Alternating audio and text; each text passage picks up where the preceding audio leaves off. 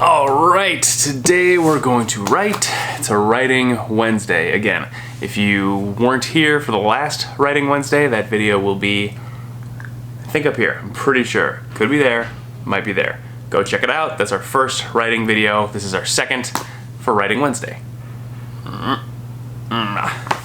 So, the thing that I'm writing, my piece of writing, my writing, it's hard to define what it is. It's a script, but I don't know what the end goal for that script is yet. I don't know if I want it to be a play or a miniseries or a film. I really don't know what shape it's going to take, and I don't think I'm going to until I've been writing it for a little bit longer. There are a lot of things that I do know about the story already. I know some of the characters, I know the themes that I'm sort of going for. Most importantly, I know why I want to write the story. But there are some sort of big missing pieces in my story, as there should be for a story you haven't written yet. That brings us to today's lesson, where we're going to answer two questions. One is, what are the components that make a story, and how do you get from point A to point B in a story? I got an answer to both of those questions about 5 years ago. I had asked to teach creative writing every single year that I was a teacher, and finally I got the news one spring that the following fall I would be teaching a creative writing course. I was thrilled, but I hadn't even taken a creative writing class in years, so I signed up for the Writer's Loft in Chicago to get involved in a writing workshop that could help me out and give me some materials that I desperately needed to teach the class the following fall. The Writer's Workshop was founded by a man named Jerry Cleaver, who unfortunately passed away shortly before I was scheduled to take the course, and I ended up taking it with his protege. Her name is Mary Carter, who still runs the Writer's Loft today. She was a great teacher. She writes mostly romance novels. I'm not a huge fan of romance novels, so I actually haven't read anything that she's written, but she was such a good teacher that I'm sure that a lot of her books are great. I'm gonna link to those in the description just because she was a great teacher who helped me out a ton in both my writing and my teaching. The book that we used for that class was written by Jerry Cleaver himself and is called Immediate Fiction.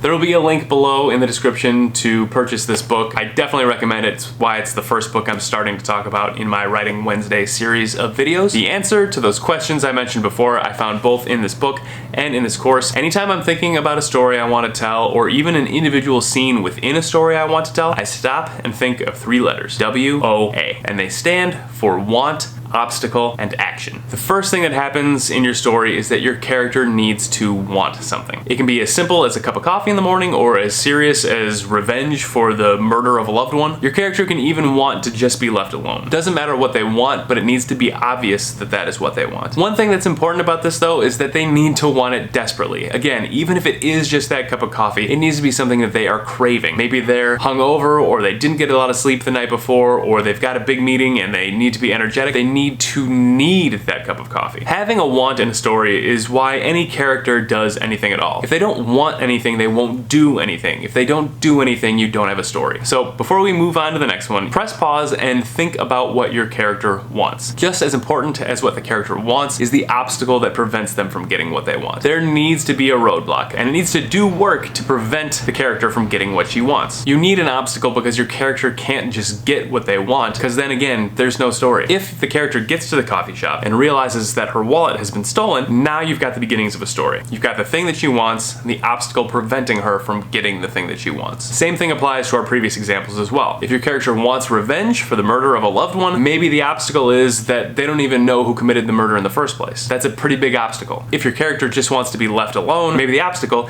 is that there seems to be somebody following him all over town. Either way, there needs to be an obstacle for the story to even start. Sometimes the obstacle can even come before what the character wants. In the movie Alien, what the characters wanted was to not be killed by the alien. But they didn't know they wanted that until they knew the alien existed. So the first thing that came was the obstacle, then the want of surviving the alien attack. Take a second to think of the obstacles that your character is going to face during the story. So you have something that your character wants, you have an obstacle standing in your character's way. So now the question is, what action is your character going to take to overcome the obstacle to get what they want? If your character really desperately wants that cup of coffee, maybe she steals a purse to get some money. Maybe she reaches over the counter and grabs the barista by the throat and says, "You will pour me a cup of coffee right now." Either way, the action that your character takes needs to be equal to how desperately your character wants what they want and how serious the obstacle is that stands in their way. The most important thing about action is that it reveals who your character is. No line of dialogue or description about a character says as much about a character as what the character does. Want, obstacle, and action answers the questions that I asked earlier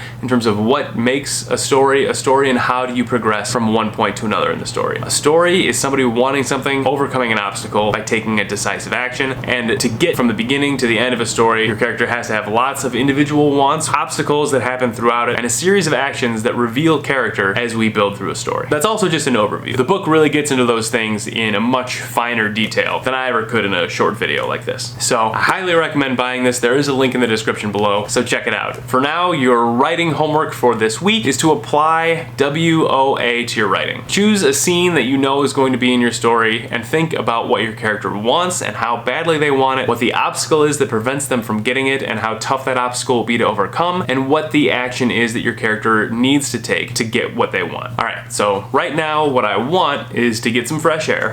The obstacle is that there are a lot of people around the city who aren't wearing masks, so my action is going to be that I'm going to sort of suit up and wear a mask and keep my distance from people. Before I forget, I want to remind you to pick up The Memory Police by Yoko Ogawa. It is our book club selection for June 30th. We'll be discussing it live at 7 p.m. Central on my channel. So if you don't have your copy yet, you've still got plenty of time. I haven't even started reading it yet. We can talk about this together. Again, June 30th, 7 p.m. Central.